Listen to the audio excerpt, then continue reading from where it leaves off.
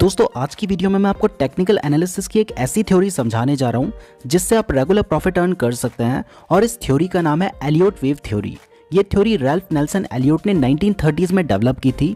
हुआ यूं था कि उन्हें एक बीमारी की वजह से रिटायरमेंट लेना पड़ा, तो अपने टाइम को स्पेंड करने के लिए उन्हें कोई काम चाहिए था। इसलिए उन्होंने बहुत सारे इंडेक्सेस के 75 ईयर्स के ईयरली, मंथली, वीकली और डेली चार्ट को स्टडी करना शुरू कर दिया।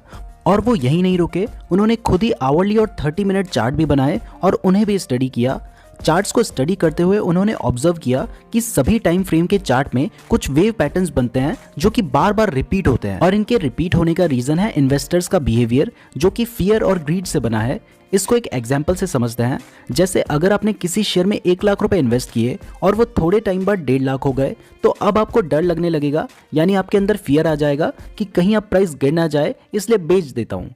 तो आप फियर की वजह से उस स्टॉक को सेल कर देंगे। और ये फियर सिर्फ आपको ही नहीं होगा, आप जैसे बहुत सारे इन्वेस्टर जिन्होंने चाहे 100 रुपए इन्वेस्ट किए हो या करोड़ों रुपए इन्वेस्ट किए हो, उन सभी को ये फियर होगा। तो जब सब एक साथ सेल करना शुरू करेंगे तो शेयर की प्राइस गिरने लग जाएगी, और जब प्राइस गिरेगी तो फिर एक टाइम ऐसा आएगा जब इन्वेस्टर्स को लगने लगेगा कि प्राइस बहुत ज्यादा गिर गई है, इसलिए अब शेयर को बाय करना ठीक रहेगा, तो वो शेयर बाय करेंगे। और ये ग्रीड भी बहुत सारे इन्वेस्टर्स के माइंड में आएगा। तो जब बहुत सारे लोग बाय करना स्टार्ट कर देंगे तो फिर शेयर की डिमांड बढ़ जाएगी और उसकी प्राइस भी बढ़ने लग जाएगी।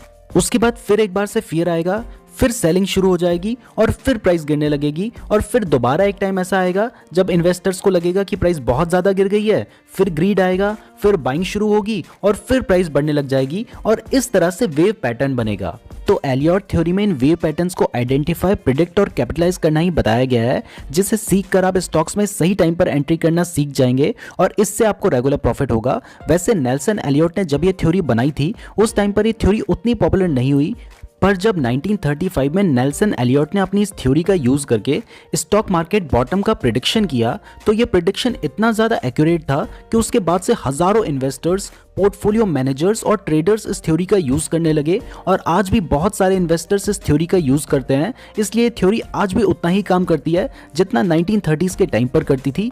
इवन एलियट वेव इंटरनेशनल, जो कि वर्ल्ड की one of the largest independent financial analysis और मार्केट फोरकास्टिंग फर्म है, वो मार्केट एनालिसिस और फोरकास्टिंग के लिए एलियट मॉडल का ही यूज करती है। तो अगर आपको स्टॉक मार्केट से पैसे कमाने हैं तो इस थ्योरी को ध्यान से समझें। 3 वेव पैटर्न में मूव करता है। इसमें जो फर्स्ट 5 वेव पैटर्न होते हैं उन्हें इंपल्सिव वेव कहा गया है, और जो लास्ट 3 वेव पैटर्न होते हैं उन्हें करेक्टिव वेव कहा गया है। अब अभी आपको स्क्रीन पर एक वेव पैटर्न दिखाई दे रहा है, इसे ध्यान से देखिए। इसमें जो फर्स्ट वेव है वो इनिशियल मूवमेंट है, जब थोड़े बहुत लोगों को लगता है कि शेयर अंडर वैल्यूड है, यानी कि शेयर की प्राइस बहुत कम है और अब इसकी प्राइस बढ़ सकती है, तो कुछ ट्रेडर्स उस स्टॉक में बाय करना शुरू कर देते हैं, जिससे उस स्टॉक की डिमांड बढ़ती है और वो शेयर अप ट्रेंड में मूव होना स्टार्ट हो जाता है, यानी उसकी प्राइस बढ़ने लगती है। तो तब हमारी फर्स्ट वेव बनती है। लेकिन एक टाइम ऐसा आता है जब काफी सारे लोग प्रॉफिट में होते हैं और उनके अंदर फियर आ जाता है कि कहीं प्राइस गिर ना जाए, तो वो प्रॉफिट बुक करना स्टार्ट कर देते हैं, यानी शेयर बेचना शुरू कर देते हैं, जिससे उस शेयर की सप्लाई बढ़ जाती है और उसकी प्राइस गिरने लगती है। और जब प्राइस गिरती है तो हमारी सेकंड वेव बनती है। लेकिन इस बार प्राइस उतना नहीं गिरती जहां से स्टार्ट हुई थी, क्योंकि उससे पहले ही बहुत सारे लोगों को लगने लगता है कि शेयर अंडर वैल्यूड है, और इस बार पहले से भी ज्यादा लोग स्टॉक को बाय करने लग जाते हैं, जिसकी वजह से उसकी प्राइस और ज्यादा बढ़ जाती है और थर्ड वेव बनती है। जनरली थर्ड वेव लंबी बनती है क्योंकि उस टाइम तक बहुत सारे ट्रेडर्स को उस स्टॉक के बारे में पता चल चुका होता है और बहुत सारे ट्रेडर्स उसमें बाय करते हैं, जिसकी वजह से वो जो वेव बनती है वो काफी लंबी बनती है। बट फिर एक टाइम ऐसा आता है जब ट्रेडर्स को लगने लगता है कि स्टॉक ओवर वैल्यूड हो गया है और वो शेयर बेचकर प्रॉफिट बुक करते हैं, जिसकी वजह से प्राइस नीचे आती है और फोर्थ वेव बनती है। ये वेव जनरली छोटी होती है क्योंकि बहुत सारे ट्रेडर्स इस स्टॉक को डिप में बाय करने के लिए वेट कर रहे होते हैं। तो जैसे ही प्राइस थोड़ा गिरती है तो वो बाय कर लेते हैं, जिसकी वजह से फिर फिफ्थ वेव बनती है। फिफ्थ वेव भी लंबी होती है, लेकिन फिफ्थ वेव बनने के बाद स्टॉक ओवर प्राइस्ड हो चुका होता है और इसके बाद शेयर की प्राइस एक्चुअल में गिरने लगती है, क्योंकि अगर शेयर की प्राइस बढ़ेगी तो एक ना एक टाइम के बाद थोड़ा नीचे भी गिरेगी। तो फिफ्थ वेव बनने के बाद ट्रेंड रिवर्स हो जाता है और 3 करेक्टिव वेव्स बनती हैं, जो कि आपको स्क्रीन पर नजर आ रही हैं। इन करेक्टिव वेव को समझाने के लिए ABC लेटर का यूज किया गया है। तो आपको दिखाई दे रहा है कि फिफ्थ वेव बनने के बाद बहुत मासिव सेलिंग स्टार्ट हो गई है और वेव ए जो बनी है वो फिफ्थ वेव के स्टार्टिंग पॉइंट तक आ गई है, यानी वेव 5 और वेव ए लगभग एक बराबर हो गई हैं। तो यहाँ से आप समझ सकते हैं कि ट्रेंड रिवर्स होने वाला है और प्राइस गिरने वाली है। लेकिन प्राइस एकदम से नहीं गिरेगी। यहाँ पर भी थोड़े बहुत इन्वेस्टर्स को लगेगा कि प्राइस बढ़ सकती है, वो बाय करेंगे जिससे वेव बी बनेगी। बट ऐसे टाइम पर स्टॉक के लिए नेगेटिव इमोशन ज़्यादा होते हैं, इसलिए और ज़्यादा सेलर्स आ जाते हैं जिससे प्राइस बहुत ज़्यादा गिर जाती है और वेव सी फॉर्म होती है और वहाँ से प्राइस और ज़्यादा गिरने लगती है। तो इस तरह से ट्रेडर्स की साइकोलॉजी काम करती है और इसी वजह से पैटर्न्स बनते हैं। अब यहाँ पर मैं आपको क्लियर कर दूं कि ये जो वेव पैटर्न बनते हैं ये हर टाइम फ्रेम में बनते हैं और एक वेव के अंदर भी वेव पैटर्न होते हैं।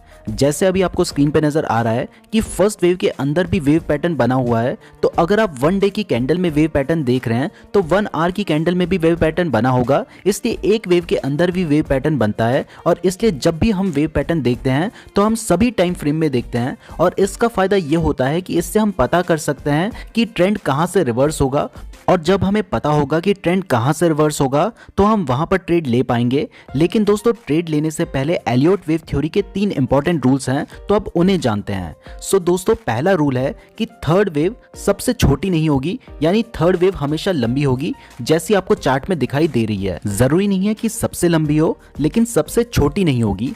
दूसरा रूल है कि सेकंड वेव जिसमें प्राइस नीचे आ रही है वो कभी भी फर्स्ट वेव के स्टार्टिंग पॉइंट से नीचे नहीं जाएगी। वैसे रूल यह है कि सेकंड वेव में प्राइस फर्स्ट वेव का 30% तक नीचे आ सकती है, यानी अगर फर्स्ट वेव में प्राइस 100 से बढ़कर 200 हुई है तो सेकंड वेव में फर्स्ट वेव जो कि 100 रुपीज की है उसका 30% नीचे गिरेगी, यानी 170 रुपीज तक आ सकती है। और अगर सेकंड वेव फर्स्ट वेव के नीचे जा रही है तो समझ लीजिए कि वो सेकंड वेव है ही नहीं, आप गलत काउंट कर रहे हैं। हो सकता है वो फिफ्थ वेव है और उसके बाद से ट्रेंड रिवर्स होने वाला है। और थर्ड रूल है कि वेव 4 कभी भी वेव 1 में एंटर नहीं करेगी, यानी कि इतना नीचे नहीं आएगी। यहां पर मैं आपको क्लियर कर दूं कि हमने भले ही बुलिश मार्केट में एग्जांपल लिया है, लेकिन एलियट थ्योरी बियरिश मार्केट में भी अच्छे से काम करती है और वहां पर 5-3 वेव पैटर्न बनता है। जैसा पैटर्न अप ट्रेंड में बन रहा है उसका इन्वर्टेड पैटर्न डाउन ट्रेंड में बनता है और वो स्क्रीन पे आपको नजर आ भी रहा है। तो चलिए दोस्तों अब इसे चार्ट में समझते हैं। लेकिन उससे पहले अगर आप ट्रेडिंग करने के लिए बेस्ट डीमैट अकाउंट खुलवाना चाहते हैं तो इस वीडियो के डिस्क्रिप्शन में मैंने आपको एंजल, वहां से आप अपना फ्री डीमैट अकाउंट खुलवा सकते हैं। और अगर आप डिस्क्रिप्शन जरूर चेक कर लीजिएगा और एंजल 1 में तो अकाउंट फ्री में खुल रहा है, वहां जरूर खुलवा लीजिएगा।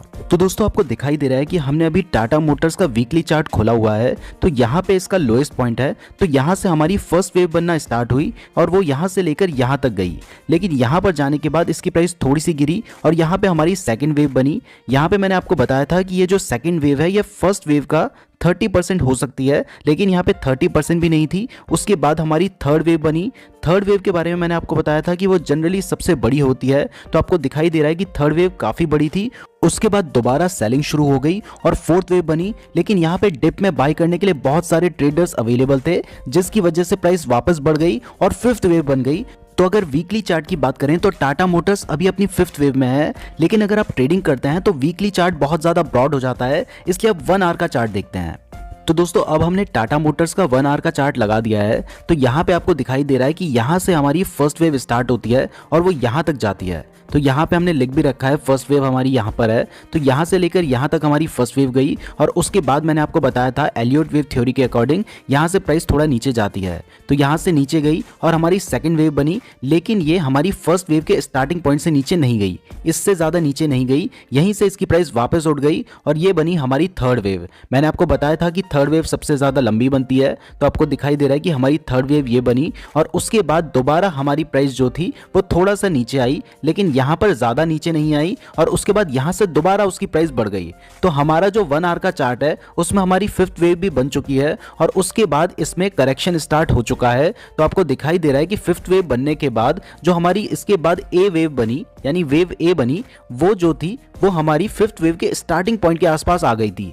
तो जब वेव ए फिफ्थ वेव के स्टार्टिंग पॉइंट तक आ जाती है तो हमें समझ आ जाता है कि करेक्शन स्टार्ट हो चुका है, यहाँ से ट्रेंड चेंज होने वाला है और प्राइस गिरने वाली है। लेकिन प्राइस यहाँ से डायरेक्टली नहीं गिरती, क्योंकि कुछ इन्वेस्टर्स को लगता है कि प्राइस बढ़ सकती है, वो बाइंग करते हैं और थोड़ा सा प्राइस ऊपर जाती है लेकिन सस्टेन नहीं कर पाती और उसके बाद वेव सी बनती है और प्राइस गिरने लग जाती है। तो टाटा मोटर्स के 1 आवर के चार्ट के हिसाब से अभी इसकी प्राइस गिर रही है।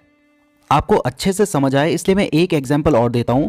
तो यहाँ पे मैंने अंबुजा सीमेंट का 1 आवर का चार्ट खोला हुआ है, तो यहाँ पे आपको दिखाई दे रहा है कि यहाँ से इसकी फर्स्ट वेव बनना स्टार्ट हुई और वो यहाँ तक गई उसके बाद थोड़ा सा करेक्शन हुआ, थोड़ी सी प्राइस नीचे आई और वो वेव सेकंड यहाँ पे बन गई।